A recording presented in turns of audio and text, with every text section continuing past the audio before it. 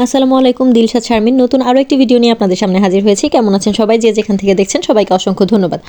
আজকের ভিডিওতে আমি আপনাদেরকে কলার মোচা বা কলার থোড় নিয়ে কথা বলবো এবং আপনাদেরকে পরিচয় করিয়ে দেবো আমাদের নরসিংদীর ঐতিহ্যবাহী এই খাবারটা নিয়ে।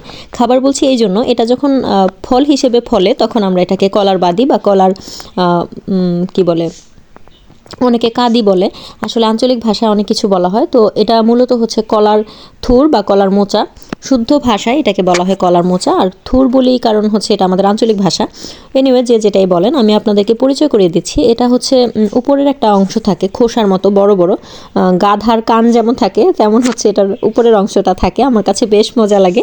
ছোটোবেলায় আমি এটার খোসা নিয়ে গাধার কানের মতো, মানে কানের জায়গায় লাগিয়ে খুব মজা করতাম। আর ভেতরের অংশটা এরকম ছোট ছোট কলার মতো থাকে।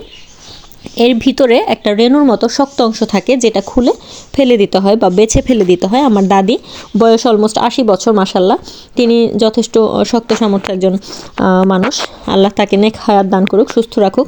আপনারা সবাই তার জন্য দোয়া করবেন। এখন আমি আর আমার দাদি হচ্ছে এই কলার মোচাটা বেছে তরকারি রান্না করার জন্য রেডি করছি। তো এটা হচ্ছে ভেতরের অংশটা। আমরা অনেকজন মিলে এটা বাছতে বসেছি। গ্রাম বাংলার বিভিন্ন কলা বাগানে বা হচ্ছে কলা গাছের মধ্যে অহরহ এই কলার মোচাটা দেখা যায়। এটা হচ্ছে আমাদের নরসিংদী যেহেতু কলার জন্য বিখ্যাত, আমাদের নরসিংদীর প্রায় অনেকটা জায়গা জুড়ে গ্রাম্য এলাকায় বা হচ্ছে একটু মফস্বল এলাকার দিকে কলা গাছে এটা হয়ে থাকে।